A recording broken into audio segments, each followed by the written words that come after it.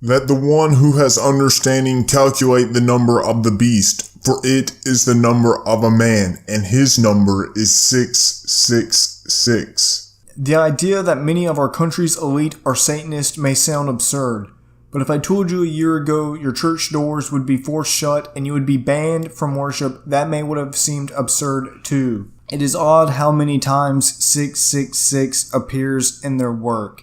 Take a look at Joe Biden's campaign number 30330.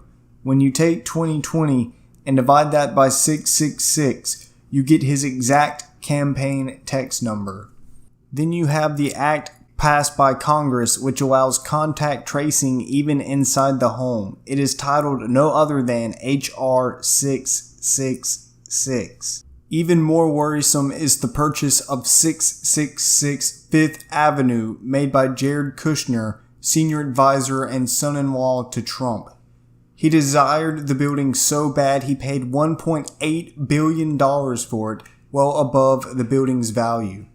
One should note he was one of the first and only of the Trump advisors to recommend conceding the election. You may be trying to rationalize these patterns as anomalies, just like mainstream media tried to rationalize to you all that happened election night is mere anomalies. But these individuals worship the devil openly, such as Black Lives Matter involvement in witchcraft. Sharing too much, but we become very intimate with the spirits that we call on regularly, right? Like each of them seems to have a different presence and personality. You know, I laugh a lot with Waukesha, you know, and I didn't meet her in her body, right? Yeah. I met her through this work.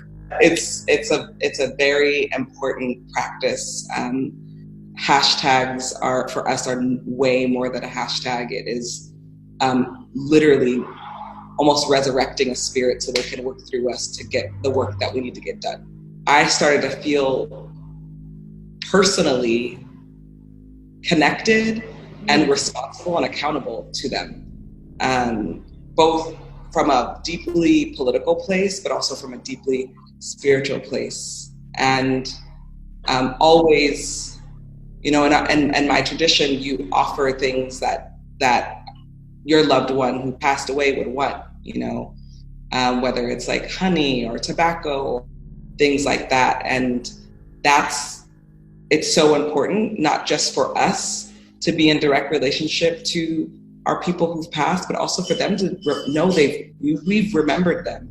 I believe so many of them work through us. We say the names, right? So we speak their names, we say her name, say their names. We do that all the time, that you kind of invoke that spirit, and then those spirits actually become present with you. This is not shocking, as Black Lives Matter are self-proclaimed communist, like many of the globalists sabotaging our democracy.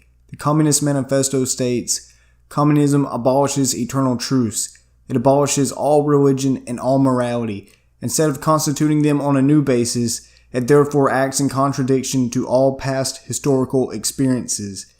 The founders of Black Lives Matter are engaging in full-blown witchcraft." Most frightening, though, is what these satanical freaks do behind doors. In true cult-like fashion, they enjoy large gatherings. The gathering may look like the infamous Epstein Island, a safe haven for perverted elites to indulge in pedophilia. Both Bill Clinton and Bill Gates have enjoyed visits to the island. The gathering can also look like something stolen from a horror film. What you are seeing now is Bohemian Grove, a secret gathering open only to the world's most powerful, such as George H.W. Bush. Inside the gathering, attendants worship a giant owl god and perform many demonic rituals and sacrifices. At night, the large owl statue will be burned as their chants intensify. Participants engage in various homosexual acts, which Richard Nixon described as the following. Bohemian Grove that I attend one time at a time, the Easterners and the others have come there, but it is the most faggy goddamn thing you will ever imagine. America is under threat by something far more powerful than just Democrats. These are not people who simply disagree with you on health care. These are people who are influenced by Satan himself. If the land of the free is to continue to exist, This evil must be eradicated from our great nation. Only light can conquer darkness. Great owl of Bohemia, we thank thee for thy adjuration.